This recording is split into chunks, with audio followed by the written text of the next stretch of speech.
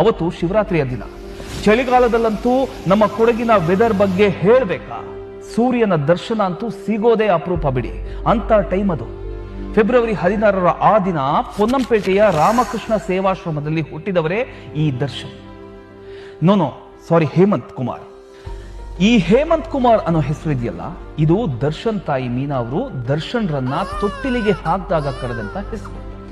ಆದ್ರೆ ಅವರಮ್ಮ ಆಲ್ಮೋಸ್ಟ್ ಆತನನ್ನ ಕರೆದಿದ್ದಲ್ಲ ದರ್ಶನ್ ಅಂತಾನೆ.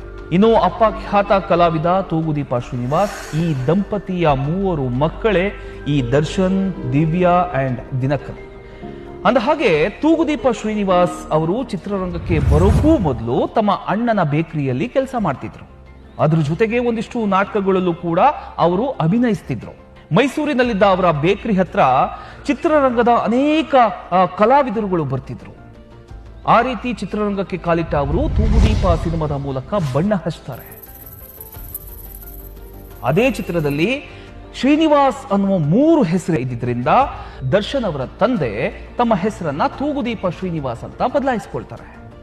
ಆ ಸಿನಿಮಾದಿಂದಲೇ ಗುರುತಿಸಿಕೊಂಡ ತೂಗುದೀಪ ಶ್ರೀನಿವಾಸ್ ಚಿತ್ರರಂಗದಲ್ಲಿ ದೊಡ್ಡ ಖಳನಟರಾದರು. ಆದ್ರೆ ಚಿತ್ರಗಳಿಂದ ಅವರು ಪಡ್ಕೊಳ್ತಿದ್ದ ಆದಾಯ ಅಷ್ಟಕ್ಕಷ್ಟೇ. ಇನ್ನು ನಾನು ನೀವುಗಳೆಲ್ಲ ನೋಡಿದ ಹಾಗೆ ಅಣ್ಣವರ ಸಿನಿಮಾಗಳಲ್ಲಂತೂ ಇವರ ಪಾತ್ರ ಇದ್ದೇ ಇರ್ತಿತ್ತು. ರಾಜ್ಕುಮಾರ್ ಹಾಗೂ ಪಾರ್ವತಮ್ಮ ರಾಜ್ಕುಮಾರ್ ಅವರ ಸಹಾಯದಿಂದ ಮೈಸೂರಿನ ಸಿದ್ಧಾರ್ಥ ನಗರದಲ್ಲಿ ಒಂದು ಪುಟ್ಟ ಮನೆಯನ್ನ ಕೂಡ ಕಟ್ತಾರೆ.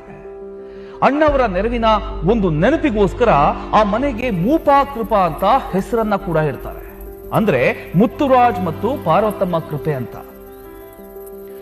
ಇನ್ನು ಚಿತ್ರರಂಗದಲ್ಲಿ ಬರೀ ಕಷ್ಟಗಳನ್ನೇ ನೋಡ್ತಿದ್ದ ತೂಗುದೀಪ ಶ್ರೀನಿವಾಸರಿಗೆ ತಮ್ಮ ಮಕ್ಕಳು ಚಿತ್ರರಂಗಕ್ಕೆ ಬರೋದು ಒಂಚೂರು ಕೂಡ ಇಷ್ಟ ಇರಲಿಲ್ಲ.